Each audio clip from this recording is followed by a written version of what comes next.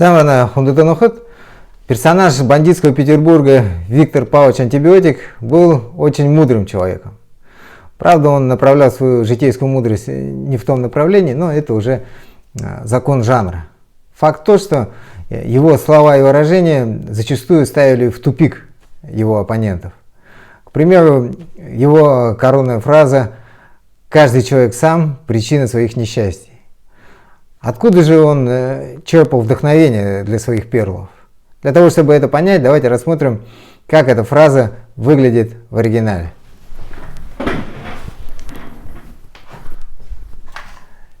Итак, друзья, хулугунхун нагунугулте, хулугунхун хоринугулте.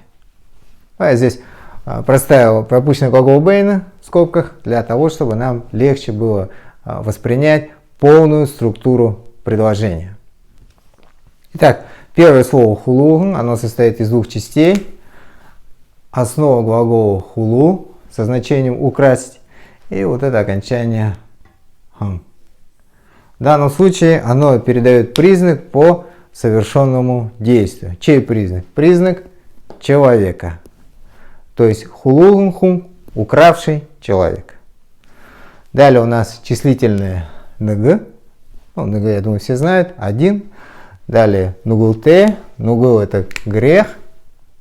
Т — это окончание наличия. Соответственно, нугулте можно перевести как имеющий грех. А все вместе получается: укравший человек есть имеющий один грех. Теперь давайте разберем второе предложение. Здесь мы видим ту же основу глагола хулу, естественно, с тем же значением, тоже окончание хан, естественно, с тем же значением, и вот такую часть слова гд. В грамматике эта часть слова называется страшным термином аффикс страдательного залога.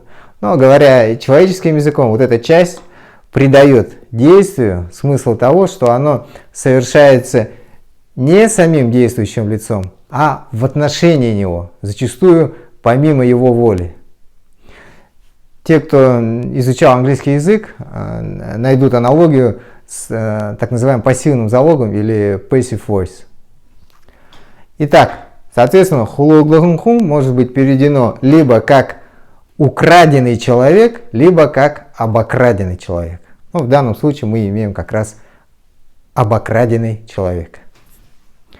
Дальше мы имеем числительное хорин, которое означает 20, но в данном случае оно употреблено не в своем прямом значении именно числительного 20, а в значении множества. То есть поскольку 20 в разы больше, чем нг, то в данном случае хорин мы переводим как множество. Выбрано именно 20, поскольку красота звучания бурятской поговорки в том числе определяется тем, что слова в ней начинаются с одной и той же буквы. Да? Хулуглагун, хун, хорин. Итак, хорин — это множество. Так, остальное мы уже все знаем.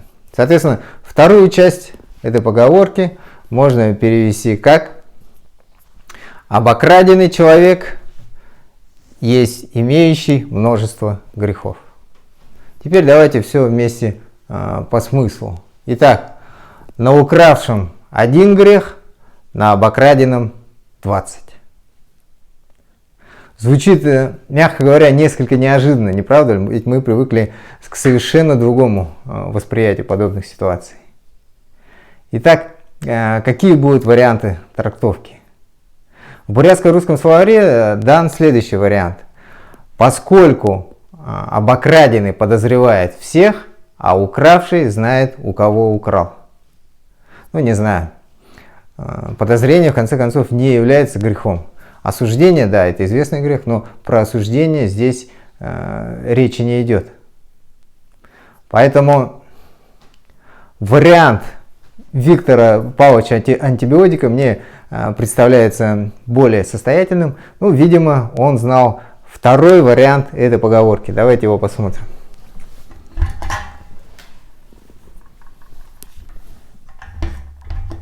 Итак, друзья, второй вариант выглядит так. Абагунхун нугунугулте, алдагунхун арунгулте. Что мы здесь имеем? из того, что быть может, не знаем. Да? Вот мы имеем здесь основу глагола ава со значением взять, остальное нам известно. И во втором предложении основа глагола алда со значением потерять и числительное арвон. Сразу видим, да, что поскольку у нас здесь строки начинаются с буквы А, соответственно, числительное хорим у нас поменялось на арвун со значением 10. Прямым значением. Но, как я уже говорил, прямого значения оно здесь не несет, а означает множество. Теперь переводим все вместе. Да?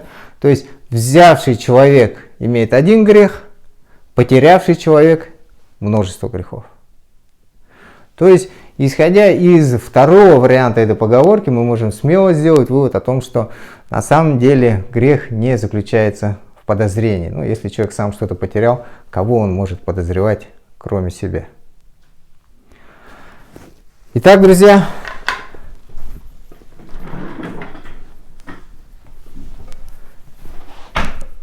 версия Виктора Павловича антибиотика представляется наиболее состоятельной. Напомню, что она звучит так.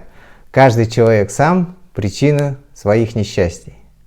А что касается, возможно, более такого подробного трактовки рассмотренной сегодня бурятской поговорки, то, на мой взгляд, смысл может заключаться в том, что человек, который копит грехи на пути к накоплению множества их, постоянно получает сигналы от жизни о том, что он ведет себя неправильно в виде каких-то мелких неприятностей. Но если человек на них не реагирует, то в определенный момент он получает более явный, конкретный сигнал в виде утраты его имущества. Если он понимает этот сигнал, понимает, что причина в нем самом, то он меняет что-то в своем отношении к миру, и жизнь его начинает поворачиваться к лучшему. Друзья, двигаемся в нужном направлении, в лучшем направлении, осваиваем бурятский язык. Дахин Лозатра Барьте.